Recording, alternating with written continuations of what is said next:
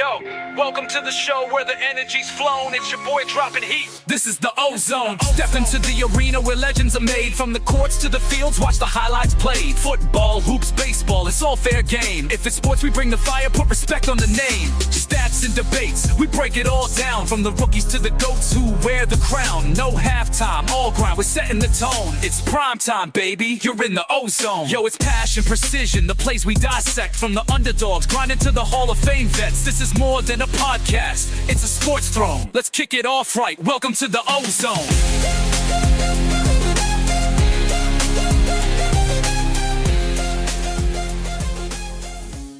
Let's go, baby. We are here, and you guys have officially entered the Ozone. It's your boy Omar here with my co-host, super producer Dave. Brother, how are we feeling this week? Feeling good, feeling good. Last week I mentioned Bad Bunny was dropping his album. I've been listening to it over and over again. It's a beautiful love letter to Puerto Rico. If you haven't listened to it yet, go ahead and check it out. I'm not here to And, promote Bad Bunny, but that album is beautiful. and speaking of last week, some controversy brought up over my fitted hat that I wore. Apparently, some people were under the impression that it was a Boston Red Sox hat. No. People, I will never don a Boston Red Sox hat. I am so petty. I made my wife throw out a Boston hood sweater that she had when she visited Boston a few years ago. I'm that petty. I will never wear, you will never see me wear a hat that's not New York centric. Point blank, period. All right. And one last thing before we get the show rolling. Shout out to Tony Papis, man, for letting us use his music for the intro of this song of our show. Thank you so much, Tony, for allowing us to do that. And I hope everyone loved our new theme. You know what I mean? So let's get this show cracking. The title of this show is called Hard to Kill because it's been very hard to kill Joe Schein and Brian Daboll. Just when we thought they were going to be left to dead, they have risen like Lazarus as Joe Schein and Brian Daboll are keeping their jobs. Dave, what are we thinking about that? Honestly, give them a fair chance. That's all I'm gonna say. You if you are in the camp of wanting to keep Brian Dable and Joe Shane, then I'm just saying give them a fair chance. Get the quarterback because at this point you have to get a quarterback. Get the quarterback that you feel like you need, whether it's in the draft or if it ends up being somebody that you trade for or pick off a free agency. But at this point, there's a lot of questions. People don't feel very comfortable with Joe Shane. They feel like, letting go of Saquon wasn't a great move.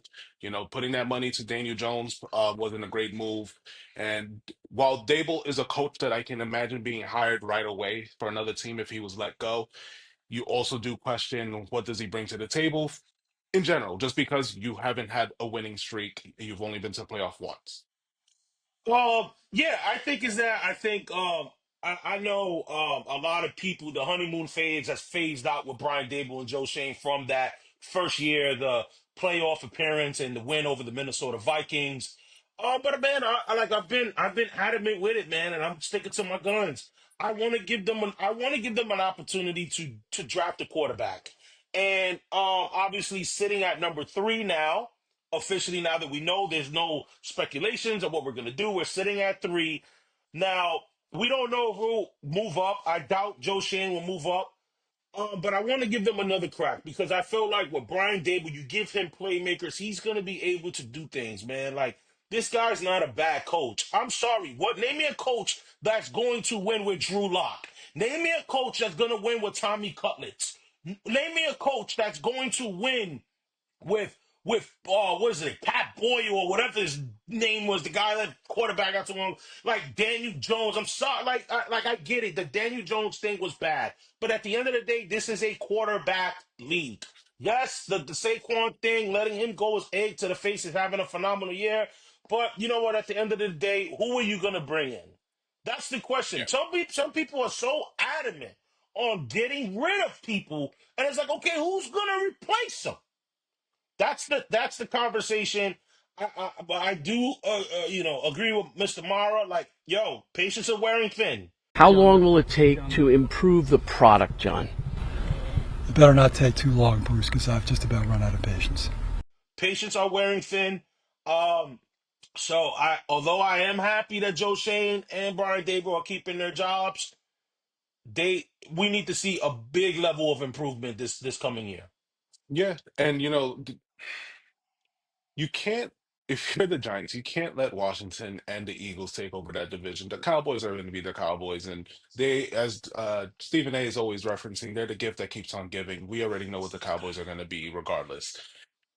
But you're the Giants, and you haven't been in the picture for quite some time. And for Giants fans, it's New York, so at the end of the day, it's going to be hard. You're always going to have the media and fans on you if you're not in it, and if you're not in the process of rebuilding, where are you? So we'll see what happens. Yeah, I think Joe Shane is just I like Joe Shane. I truly like Joe Shane. I think people don't give him credit for like Buffalo's success being the assistant GM and being able to do that. Like, we were 9-7 his first year, 6-11 the second year there. I think that was really more injuries with Daniel Jones. I think if Daniel Jones is healthy, I think the Giants probably have another 9-7 season. And then we all know that the train wreck of this year, 3-14. So this is where I'm a little bit more optimistic about Brian Daboll's abilities to change the Giants. And when you're trying to build a foundation, let's be honest, the Giants haven't really had a foundation since Tom Coughlin left, Eli Manning gone. So you know what, like changing and changing the guard constantly is not going to build the foundation, because this is where you get the Jets. Because right now, who wants a job right now? Because the Jets are hiring for everything.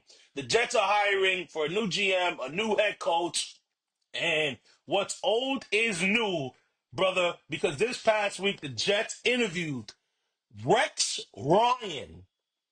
Rex Ryan. Yes, I will repeat.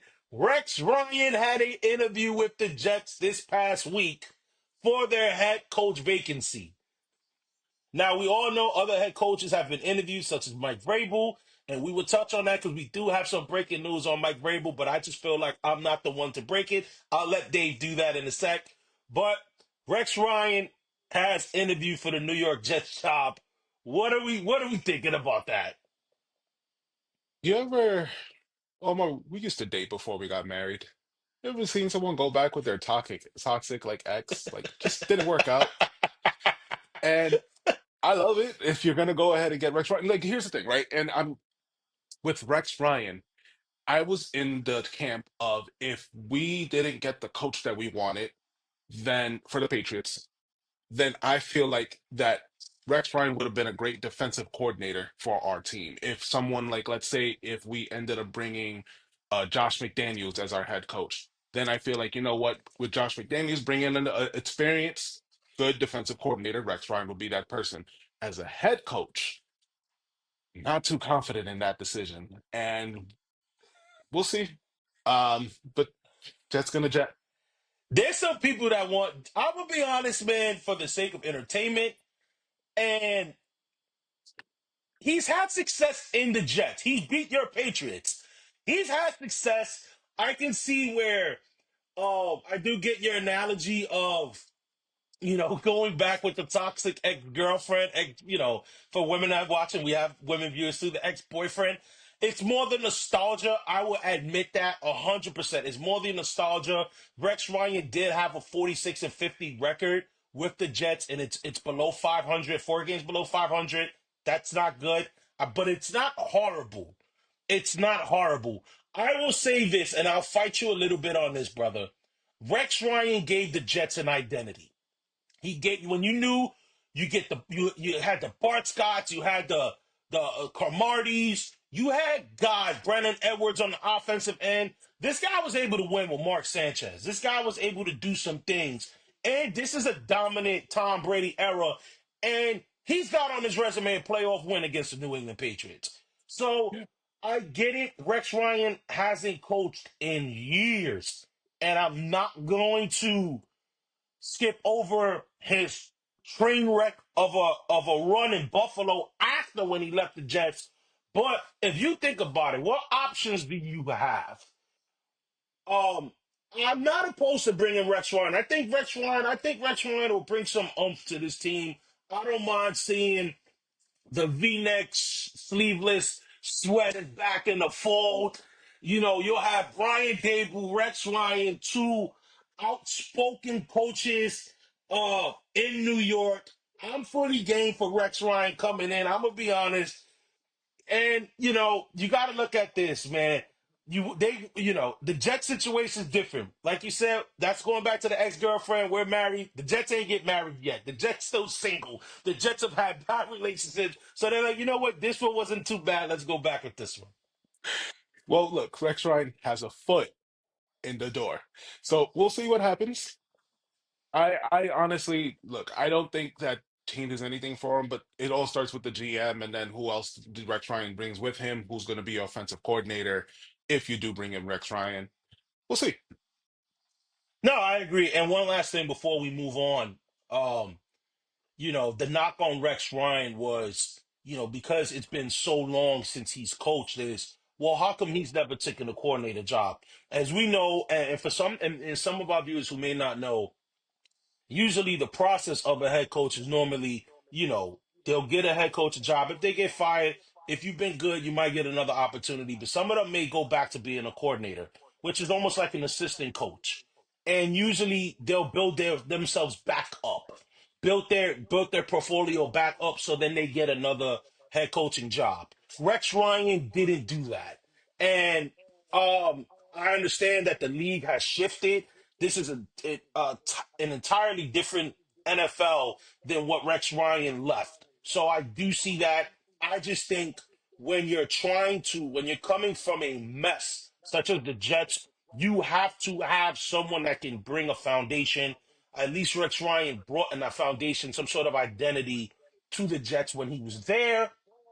Didn't end so well, but they had an identity, and having some sort of identity is better than having none.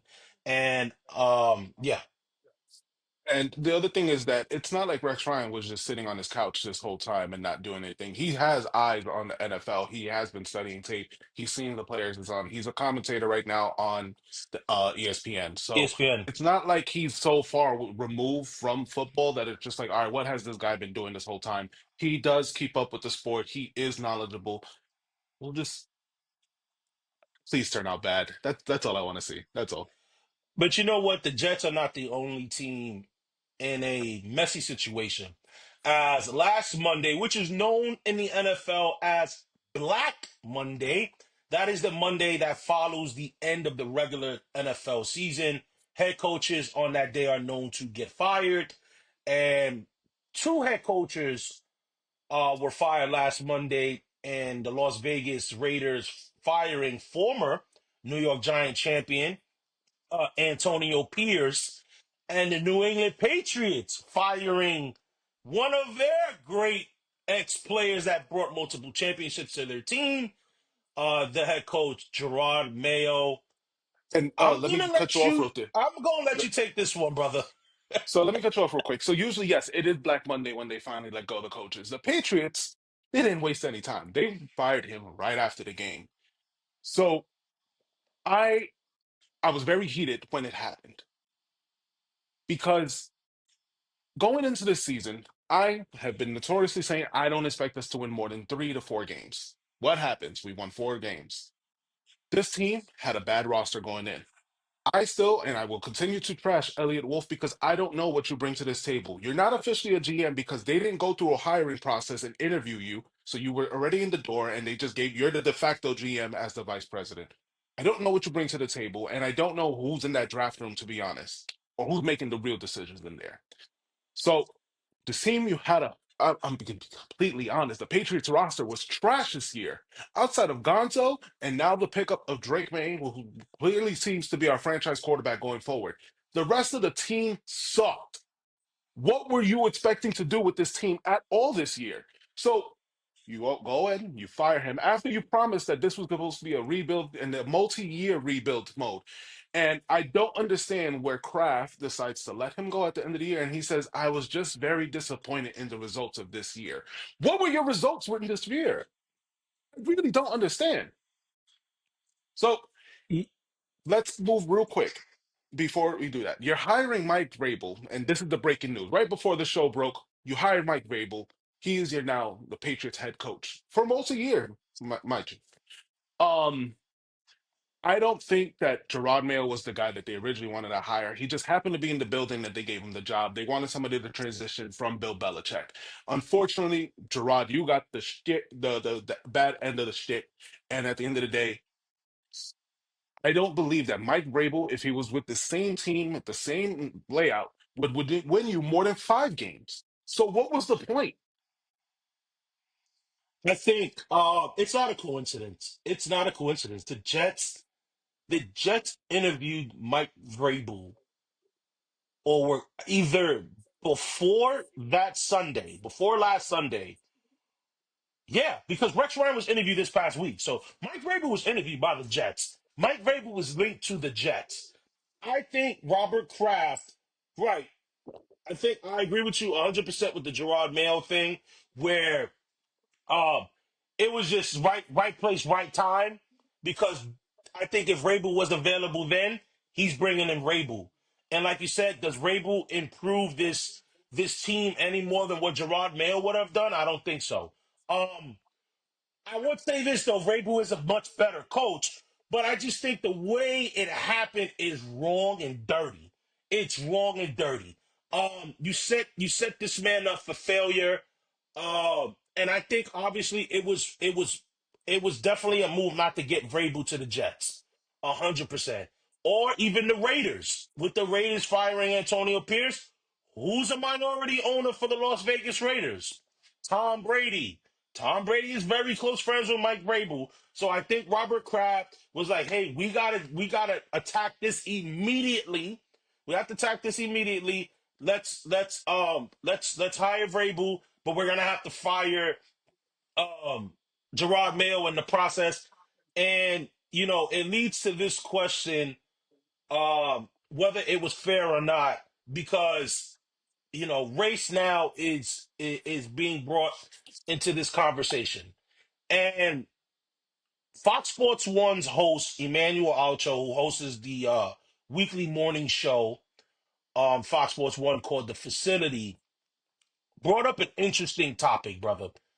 And he has mentioned, and I'll give him credit for this because it's a lot of research you have to do. He looked up in the past 10 years that 53 white head coaches have been hired. Six of that 53 has gotten fired after only one season. That's 11%. Now, obviously, uh, and then when it comes to black men, black head coaches, 14 has been hired. And let's just put it like that. 14 black head coaches have been hired in 10 years, as opposed to 53, which is already a problem in itself. But 14 black head coaches have been hired. Five has been fired in 1 year. So you're probably looking at it like, well, Omar, like, white head coaches more have been fired in 1 year than blacks. But look at the hiring number disparity. It's very where it's only 11% for white head coaches who've been fired one and done in the past 10 years, as opposed to black head coaches, that's 35%. That number it's a large sample size. That's one. And you cannot get me to believe that it's not a racial thing. I don't, for example, we opened the show with Brian Daboll being hard to kill. Gerard Mayo had a better season than Brian Daboll and got fired. Antonio Pierce inherited a crappy situation in Vegas. Antonio Pierce, yes, record is 9-17. But look at the guys he had to work with. Gardner Minshew, O'Connell. This guy had no quarterback. I think I you can't get me to believe that it's not a racial thing, brother. And there are going to be people who may be listening to the show, or people who just are fans of the sport who will side and say that no, it's not a racial issue. If it wasn't a racial issue, would the Rooney Rule be a thing? There's a reason that every coach vacancy that is available, because there are quite a few now in the league, there's a reason why when you look at who's been interviewed, there's at least one black person there. And you know what's the upsetting thing, and it makes it even it makes it even crazier, right? Is that Robert Kraft, as Dave mentioned, the Rooney Rule is where you have to interview African Americans. You have to interview, outside of just white race, for equal opportunity. This man interviewed black head coaches, knowing for sure he ain't hiring them. There's What's a your reason why the defensive coordinator for the Lions didn't take that interview. He already knew what was going to happen. Why am I going to take this interview where I know that other places are going to hire me as a head coach, where you're just doing you this as a courtesy? you are just wasting people's time. You're wasting people's time, and I'm happy that people have spoken up against Robert Kraft in this situation. And as he should, it was wrong and it was dirty what he did to Jerrod Mayo. It's as simple as that. And Um, one more thing. Here's the yeah. problem. Mike Vrabel was available to you last year. He wasn't hired. He wasn't doing Oh, he anything as of last was. year. Wow. So what I understand that after Bill Belichick was leaving, you needed to go to something else. And Gerard Mayo was in the building, and apparently the promise was that Gerard Mayo would get the job once Bill Belichick left. There was a succession plan in place.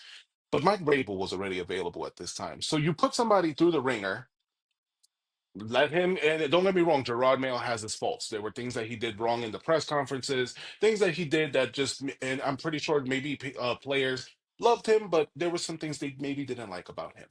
But at the end of the day, Vrabel was available, so you should have just hired him then instead of putting this guy through the ringer. And now he has to go through the process again, go through maybe be a defensive coordinator somewhere else, and build his resume up. Yeah, I think he'll get a shot though. I think somebody will bring him in, just because he was done dirty. He was done dirty. He was done dirty. Um, so bad move from New England. I guess it's a good move because you have upgraded as a head coach. I'm not gonna knock that. You did upgrade as a head coach. Mike Vrabel is a very good coach, but the way you did it, there is blood in your hands, as they would say, Robert Kraft, and I really don't think he cares. I really Yeah. don't, but he should. He There should. is And there is cynicism in my thing where I'm just like, you better win more than 4 games. Like I'm gonna be completely honest. You have the highest salary cap going into this free agency. You have the number 4 pick, and apparently this is the guy that you wanted. You better all work together and get me more than 5 wins. You better show me improvement because at the end of the day, I do want my team to succeed, but I'm also cynical just because of the way you did Gerard Mayo. Gerard Mayo was my favorite player when he was a Patriot outside of Brady. And the fact is that he was done dirty and I don't like it. yeah, I think we can end it right there. So, guys, we started a new segment last week, and you already know what it is. It's time for This Week in Knicks. This week in Knicks, y'all, it was a tough one. It was a tough one. Dave and I were feeling optimistic. We were still on the high of how we played. We predicted a 3-0 week. But David went the quite opposite way. The Knicks finished last week 1-2 as they lost Monday, the day our show aired, to the Orlando Magic 103-94. They did win on Wednesday against RJ Barrett. Emmanuel quickly returning to the Garden as the Knicks won 112-98 to the Toronto Raptors. But then Friday was a complete massacre, where the Knicks pretty much got their ass handed to them on Friday, where they lost to the Oklahoma City Thunder 126-101. Just off the rip, really fast, brother. How, like, sum up sum up the Knicks week in your eyes really quickly. As far as the week goes, I am disappointed. I'm disappointed because coming into the season, we knew what the Knicks brought, and it was that hard, dirty defense, that grind, that we were going to give you the business for all 4 quarters. They have lost that identity, and a lot of people can complain about a lot of things. You can say that, oh, the Knicks don't play hard enough. Oh, Tibbs is overworking them. They're playing too many minutes. We're not giving guys on the bench enough time. A lot of things are being thrown out there, but at the end of the day, these are players. These are NBA players who are paid pretty handsomely, and you're not showing up. And I get it. 2 losses in the week. It's not the end of the world. We're still, I think, what if I'm not correct me if I'm wrong. They're still the 4th best record in the league, but Mm-hmm. it's the you can see that, and when we get to the playoffs, that's gonna show. We're gonna be exposed if this is what the way that they're gonna play. Um, you know what, brother? You're speaking like Knicks Twitter fans. Man, I'm gonna I'm I'm upset. gonna say that. I'm gonna say that, and I'm gonna tell you that like Kendrick Perkins tells everyone on NBA Today, you got to keep a cool booty, bro. Uh, although I am upset, not even upset. I'm not upset. I'm not upset. No, I'm disappointed. So I would second that. I am disappointed. I do think that when you made the call, this is what people tend to forget. When you make the Carl Anthony Towns trade, it does change the identity. Carl Anthony Towns is not a defensive guy. He's never been. Now that's maybe that can be the knock on Leon Rose, but this Knicks team changed their identity. The Boston Celtics did it when they traded Marcus Smart. They weren't that gritty team. They became more the offensive, three chucking, high power offensive Boston Celtics. This is what the Knicks are. Knicks fans, that whole grit and grind, that didn't get us nowhere. It didn't get us nowhere. We still lost last year, and I get it, barring injuries. This week, I'm more upset at Nick Twitter fan. I'm more upset at the Nick fan base because we are, I think, the only fan base that I bet money if we were to win 3 straight games this week, back to the top, back to the top. Well, we making the finals. We're doing this. We get smoked, and I get it. We got smoked by a championship contending team. Look at the context of the game. We missed a lot of open threes. A lot of open threes. Look, right now the Knicks are on a skid. The identity, I don't think, brother, we're ever getting to the identity of that defensive, we're going to make it tough. We're not that team. We're not built that way. Jalen Brunson's not that kind of player. Karl Anthony Towns is not that kind of player. Josh Hart is. Josh Hart is that kind of player. Deuce McBride is, but the identity, having Dante gone, having Ihart gone, even Julius, that the Knicks shifted their identity. So people still like going like living off last season. That is gone. Let it go. Let it go. The Knicks had a tough week. The Knicks should have went at worst 2-1. The Orlando loss was horrible. I'm more upset about the Orlando loss than I am the Oklahoma City because Orlando was literally playing their bench. Paulo Banchero was out. Franz Wagner's out. Jalen Suggs was out. Gary Forbes was out. Everyone was out on their team, and you lost at home. Oklahoma City is a title contending team. Well, I'm more upset about the energy of that. I felt like coming off the game, their first meetup where the Knicks basically blew that game, you would think the Knicks come with more fight and energy, which they just didn't. But I'm going to point that also more to them missing shots. yeah, and also we lost to a clear-cut front runner for the MVP this year. I think he should have won it last year as well. So I get it. The Knicks they sunk up the joint at the end of the day. But the good thing about the NBA, especially at this point, it's still early and you got another week. So right now, heading into this week, as of this recording, the show will be out on Monday, but as of this recording, we record on Sunday morning, so you get a little BTS. Um, the Knicks are playing Milwaukee today, so we're gonna factor in Milwaukee. They're meeting against Milwaukee. That's Sunday with this week. And this week they have the Milwaukee Bucks. All games, 3 of the 4 games are at Madison Square Garden. They play Milwaukee on Sunday. They play Detroit Monday, so it's a back-to-back. Wednesday, they get the Philadelphia 76ers. Friday, they get the return of Dante DiVincenzo and Julius Randle to Madison Square Garden. Brother, so that's 4 games that we need to go over. Clear cut, what's your projected record for this week? The 4 games: Milwaukee, Detroit, Philly at Philly, and Minnesota. I can see us going 3-1. I could see us losing that Timberwolves game. The Timberwolves are clicking, Mm. and I think we can lose that Mm. game. Now, granted, I don't want us to, but if you want to ask for my predictions, 3-1 is the this week. I agree with you on that, but I just think the loss is coming different. Okay. I think the loss will come in. I think I don't know, man. That back to back right now, like, the way the Knicks are playing, I do got them winning Milwaukee. Uh, I'm fighting in between. Honestly, this is going to be a laugher, either Detroit or Philadelphia. I mean, we already, yeah. Because it's a back to back. Detroit has beat us in the Garden this season, although that was without Karl Anthony Towns. But it being a back to back, I'm not sure the availability, but we're not, but we need to project the week. I will go 3-1, and I'm going to make my decision that the loss will be against Philadelphia at Philly. Although I know they've been struggling, but they have Maxey back. Poor George is going to be playing, and I'm pretty sure they're going to play Embiid that day. So, they want to probably get their licks back too, because we did kick their ass the last time we played them. So I got us going 3-1 as well. I got the bouncing back. I think Friday's loss to Oklahoma City is going to wake them up, and yeah. So I got the Knicks going 3-1 as well. So go get them, Knicks. Come on, change everybody's thing. Now the Mikal Bridges haters are back because he's been struggling so far in January, but we got this. We're gonna get this going.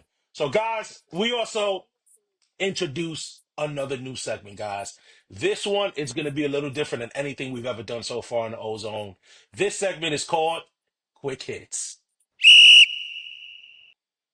All right, y'all. So, with this new segment, Quick Hits, this is going to be high, fast pace offense right here, guys. This is not going to be long, but this is going to be short and fast, baby. Hard hitting. It's going to be very quick that you don't even know what hit you. So first off, guys, on quick hits, Skip Bayless. Skip Bayless has been sued by a sued for sexual harassment.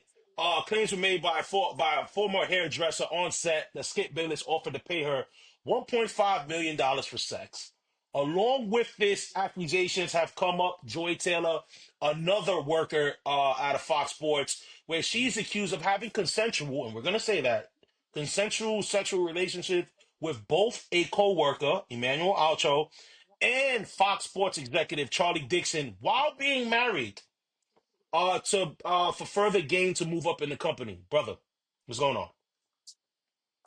It upsets me only because if the rumors are true or the accusation is true, this sets back women a lot in sports and in just the media world. You know, women have been accusing men of doing certain things, and there are a lot of dirty people out there who are doing women wrong. But if this is because in the lawsuit, the woman states that if she questioned Joy Taylor, like, should you really be doing this? And she's like, in her accusation, she's saying that Joy Taylor would just accuse him of putting her against her will to do these things. And this just doesn't this is not a good look on women in general when they come to accuse people. And I hope that this is not true, just because you don't want that cry wolf situation going forward when someone else does come forward about these kind of situations. Definitely set women back. Don't like it. Hope it's not true, but definitely setting women back. Women are already under so much when trying to move up, and especially in the sports world, TV world, where they're judged by their looks, and this is only setting them back. Skip Bayless, if this is true, you're a dirty dog. You are a married man, and you doing that is you deserve everything that you should be getting if this is true.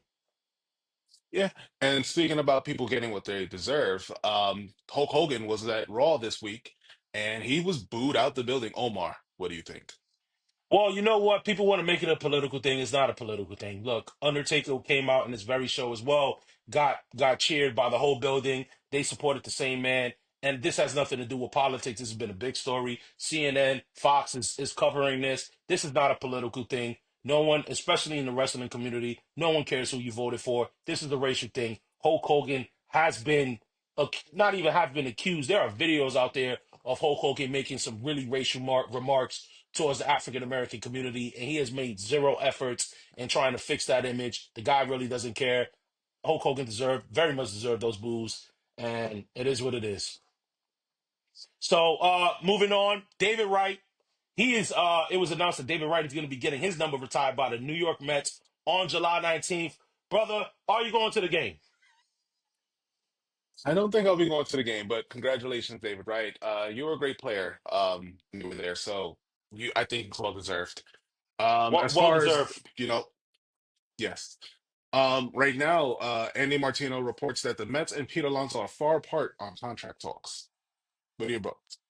You know what? Simple as this, and I've said it before. Get it done. Simple as that. I'm tired of this. Pete Alonso is your guy.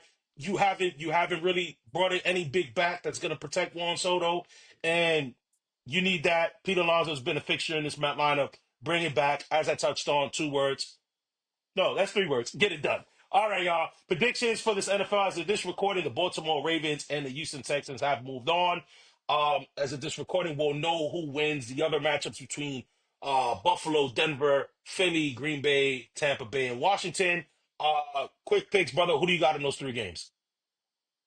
I got Buffalo winning their game. I have Green Bay losing that game. Philadelphia Eagles moving on, and then Washington winning their game against Tampa Bay, and I got Minnesota beating the Rams. Yeah, I got the same. I got Buffalo over Denver. Uh I hate this, but Philly, Green Bay. I got Philly. My heart wants Green Bay to win, so I'm pulling for Green Bay. Go cheeses. I like Tampa in the matchup against Washington. I like what I've been seeing out of Baker Mayfield, and I like the dual running back threats with Bucky Irvin and White. When it comes to Minnesota and LA, we do have to acknowledge that the wildfires in LA has moved this game from Los Angeles to Arizona, and our prayers go out to everyone that's lost their homes in LA, and we just hope that gets resolved. I hate that people are making it a political thing where it doesn't need to be. Just our prayers go out to everybody in LA. I got Minnesota winning that game as well. I think they pull it off. All right, so that was quick hits, guys, and this was a good episode. This was a good episode, but now we're going to be closing every episode out with another new segment, guys. As we're making changes to the ozone, we have the newest segment that's going to be closing out the show, which is called Highlight of the Week. He's on fire! All right, y'all. This week, a highlight of the week. We're going with Chicago Bulls guard Kobe White with an emphatic slam over the 7-foot superstar out of the from the San Antonio Spurs, Victor Wembanyama. Brother, you seen this dunk? What was your thoughts when you saw it? I kept watching it over and over again. At the end of the day, when you dunk on a 7 footer, it doesn't matter how you got it That's done. a You got it flex. done. Yeah, that's a flex, and put that on your wall. It's a poster. 100%. I'm just happy it didn't happen to our guy. So that was that. That was this week, guys. Remember, guys, to we appreciate the love and support, guys. But if you have any questions, if you got anything that you want to fight us on anything that we discussed today, do you think Brian Daboll and Joe Schoen should have kept their job? What's your thoughts on black coaches, the disparity between black coaches and white coaches with one and done situations? Were the New England Patriots in the right for firing Jerrod Mayo and hiring Mike Vrabel? What's your thoughts on everything that we discussed? Fox Sports 1 scandal, Hulk Hogan getting booed on Twitter, on Netflix. What's everything, guys? Let us know in the comments below. We definitely encourage engagement. And guys, be sure to like, share, and subscribe, guys. That's important for us. Like, share, and subscribe.